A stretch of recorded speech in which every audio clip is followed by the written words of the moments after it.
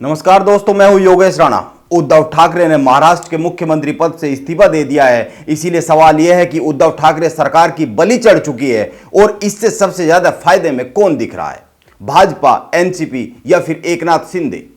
इस सवाल पर बात करनी चाहिए, लेकिन पहले यह देखने की जरूरत है कि उद्धव ठाकरे ने किन हालातों में मुख्यमंत्री का पद छोड़ा है।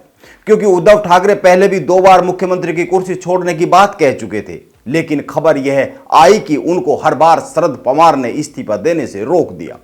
अब सवाल तो यह भी है कि शरद पवार ने उनको आखिर इस्तीफा देने से क्यों रोका बार बार, जबकि माना यह जा रहा है कि आज से पहले अगर उद्धव ठाकरे इस्तीफा देते तो हो सकता है कुछ लाभ में रह सकते थे।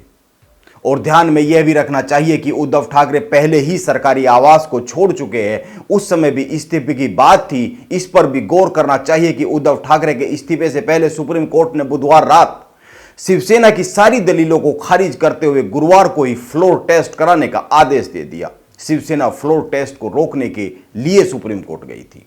गौर करने वाली बात यह भी है कि महाराष्ट्र के राज्यपाल भगत सिंह कोश्यारी ने 30 जून की सुबह 11 बजे विधानसभा का विशेष सत्र बुलाया हुआ। सुप्रीम कोर्ट ने कहा है कि विधानसभा में फ्लोर टेस्ट को रोका नहीं जा सकता है। सुप्रीम कोर्ट के इस आदेश के बाद ही कुछ देर बाद ही उद्धव ठाकरे ने फेसबुक लाइव किया और इस्तीफे का ऐलान कर दिया। अब उद्धव ठाकरे ने इस्तीफा दे दिया है। एकनाथ शिंदे शिवसेना के बाकी विधायकों के साथ अपनी जगह पर खड़े हुए हैं। ऐसे में कौन ज्यादा नुकसान में और कौन ज्यादा फायदे में दिख रहा है, यह एक सवाल है। लेकिन इस सवाल के उत्तर तक आने से पहले यह बात जाननी चाहिए, और वह यह है कि महाराष्ट्र में यह जो चल रहा है यह विशुद्ध सत्ता की लड़ाई है या फिर हिंदुत्व को लेकर एक नई जंग है।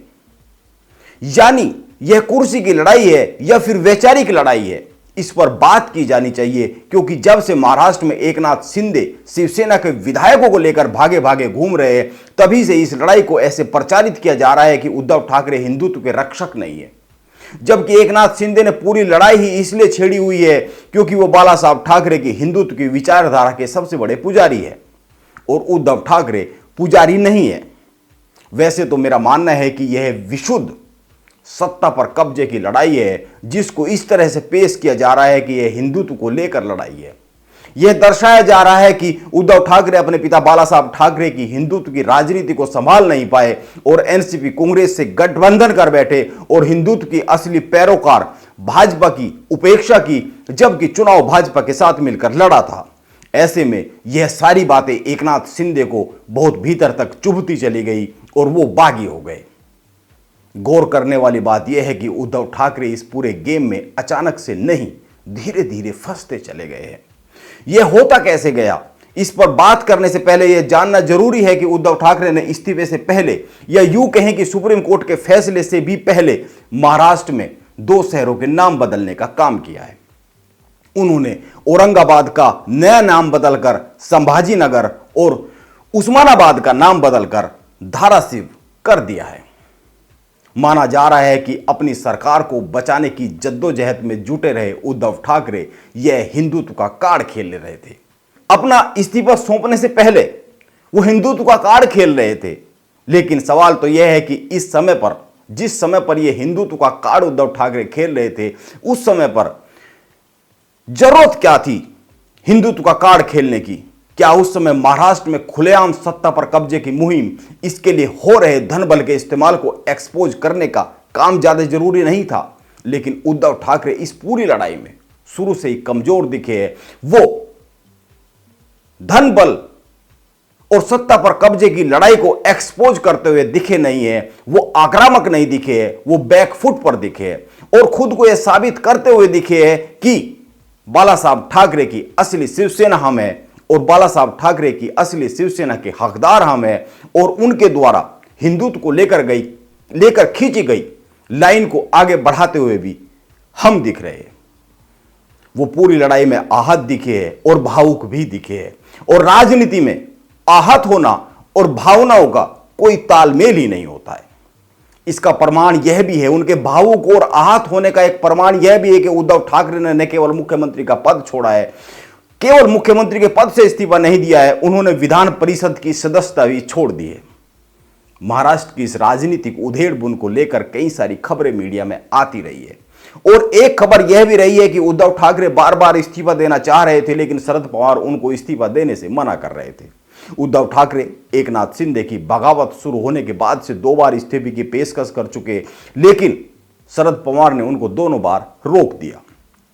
कहा जा रहा है कि जिस दिन उद्धव ठाकरे ने पहली बार फेसबुक लाइव किया था, उस दिन भी वो इस्तीफे की घोषणा करने वाले थे, उन्होंने मन बनाया हुआ था, लेकिन अचानक शरद पवार ने उनको ऐसा करने से रोक दिया। आप याद कीजिए, उस फेसबुक लाइव के तुरंत बाद उद्धव ठाकरे और शरद पवार की मुलाकात हुई थी। लेकिन सवाल यह है कि आखिर शरद पवार ऐसा क्यों कर रहे हैं, क्यों करते रहे, जबकि उद्धव ठाकरे मुख्यमंत्री आवास तक खाली कर चुके थे। कुछ बातों पर गौर करने की जरूरत है। एक, महाराष्ट्र की सरकार तो गिर गई है, लेकिन अभी शिवसेना अभी भी खतरे में है, यह माना जाना चाहिए। और यह माना जा रहा है कि इस पूरे कांड के बाद शिवसेना कमजोर होगी। और दूसरी बात, एकनाथ शिंदे भाजपा की बी टीम की तरह काम करते हुए दिखे हैं और भाजपा में जश्न का माहौल भी है, मिठाइयां खिलाई जा रही है। यह भी संकेत है कि शिवसेना कमजोर होती हुई दिख रही है, क्योंकि इस पूरी लड़ाई में एक संदेश यह गया है कि आज महाराष्ट्र में हिंदुत्व की रक्षक शिवसेना नहीं, भाजपा है। और भाजपा की बी टीम बने हुए एकनाथ शिंदे है। अब यह संदेश कितने दिन ठहरेगा या कितने दिन चलेगा, इस पर तो अभी फिलहाल कुछ कहा नहीं जा सकता है। लेकिन अगर हम तीसरी बात की बात करें तो कांग्रेस पूरे देश में मरी पड़ी है, महाराष्ट्र में भी कुछ ऐसा ही हाल है। ऐसे में आप सोचिए, अगर उद्धव ठाकरे कमजोर होते हैं, शिवसेना कमजोर होती है, शिवसेना बिखरती है, जैसा कि होता हुआ दिख रहा है, तो ऐसे में आने वाले समय में महाराष्ट्र की राजनीति में 2 ही मजबूत पार्टियां उभरेगी, एक भाजपा और दूसरी एनसीपी। इसीलिए बार बार इस पूरे मामले में शरद पवार की भूमिका पर संदेह खड़े होते रहे, क्योंकि एक बात तो साफ है, महाराष्ट्र में उद्धव ठाकरे की निर्भरता जितनी ज्यादा शरद पवार पर दिखी है, उद्धव ठाकरे वैचारिक तौर पर उतने ही कमजोर होते हुए दिखे हैं और शिंदे के आरोप और दावे उतने ही मजबूत होते हुए दिखे।